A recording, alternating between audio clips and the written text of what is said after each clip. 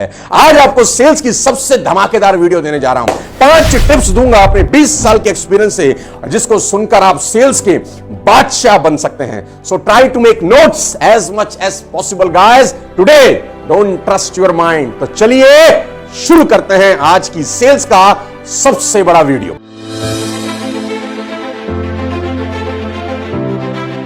Sales tip number 1, always sell relevant product. जी हां, always sell relevant product, that's called need analysis. Guys, ये बात समझना बेहद जरूरी है किसी भी सेल्समैन को कि आप बाजार में माल क्या बेचने निकले हैं। क्या आप वो माल बेच रहे हैं जो आपके पास है, या आप वो माल बेचना चाहते हैं जो कस्टमर की डिमांड है। दोनों में बहुत फर्क है। एक कहानी आपको सुनाता हूं। एक महिला लाल किले से तोता खरीद के लाई। ध्यान से सुनिएगा, आपको फंडा क्लियर हो जाएगा कि नीड एनालिसिस किसको बोलते हैं। एक महिला लाल किले से तोता खरीद के लाई। नॉर्मल तोता 2000 का था, लेकिन ये तोता लेडी को 20,000 रुपए का मिला। तो महिला ने पूछा कि बाकी तोते 2000 के, ये 20,000 का क्यों? तो उस आदमी ने, दुकानदार ने कहा कि मैडम, ये तोता बोलता है, आप घर ले जाइए, बोलेगा मन बहलेगा। अच्छा, तो 20,000 का तोता लेके वो महिला घर पहुंची। पूरा दिन मिठू मिठू करती रही, लेकिन तोता न बोला। अगले दिन गुस्से में दुकानदार के पास गई और बोली, आपका तोता बोलता नहीं, आपने हमें ठग लिया। बोला, नहीं मैडम, बात ऐसी है कि यहां बड़े पिंजरे में था, आपका पिंजरा छोटा है, तोते को अच्छा नहीं लग रहा, फील नहीं आ रहा, आप बड़ा पिंजरा खरीदिए। अच्छा, बड़ा पिंजरा खरीदा और तोते को बड़े पिंजरे में डाल दिया। पूरा दिन वो महिला मिठू मियां करती रही, लेकिन तोता ना बोला।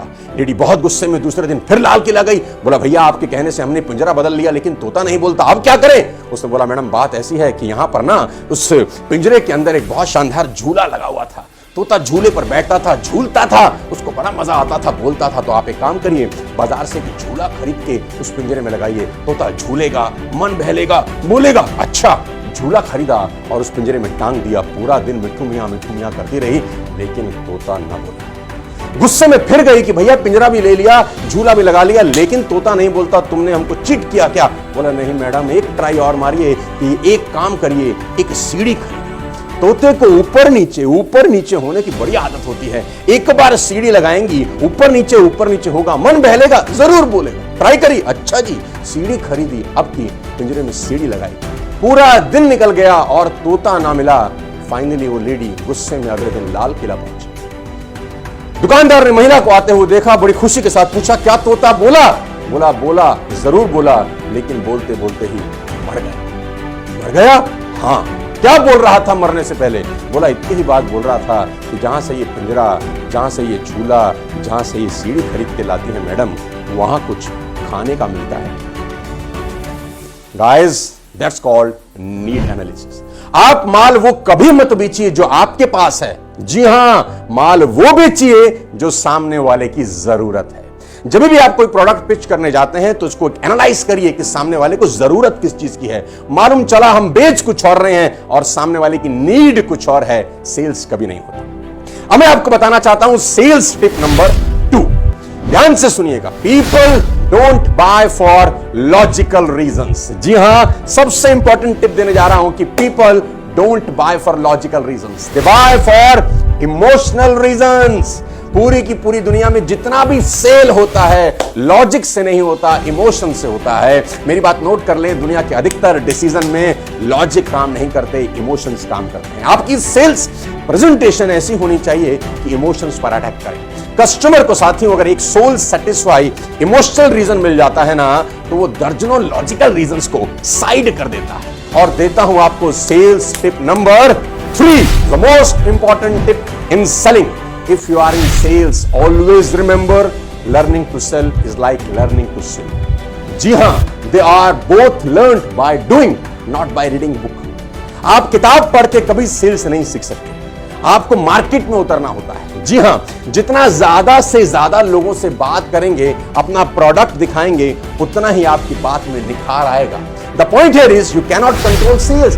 सेल्स में आपका कोई कंट्रोल नहीं है, but you can control sales activity.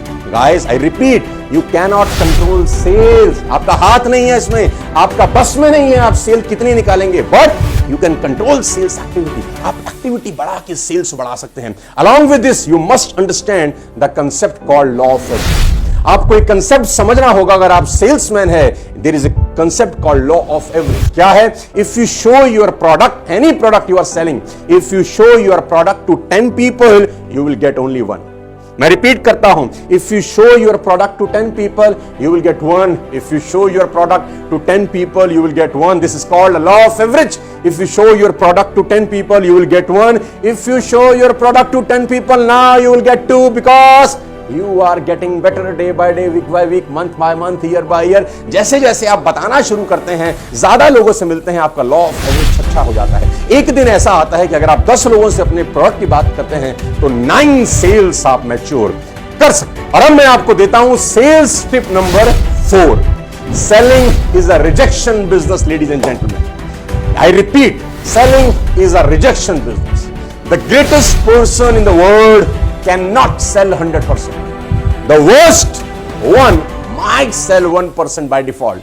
दुनिया में सबसे खतरनाक सेल्समैन भी 100 में से 100 लोगों को माल नहीं बेच सकता, और बिल्कुल नाकामयाब नाकारा लोग भी 100 में से 1 को तो बाय डिफॉल्ट माल बेच ही सकते हैं। साथियों, सेल्स की सबसे बड़ी बाधा क्या है जानते हैं?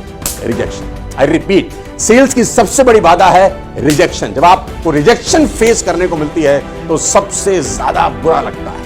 किस बात का डर? विरोध का, ना सुनने का। जैसे ही कोई व्यक्ति हमारा प्रोडक्ट लेने से मना कर देता है, चाहे वो कोई भी प्रोडक्ट हम बेच रहे हो, हमें दुख की अनुभूति होती है, बहुत दुख होता है, दिल पे ठेस पहुंचती है, और दुखी कोई होना नहीं चाहता। लेकिन सोचिए, क्या सचमुच में विरोध के बिना जीवन का अस्तित्व है?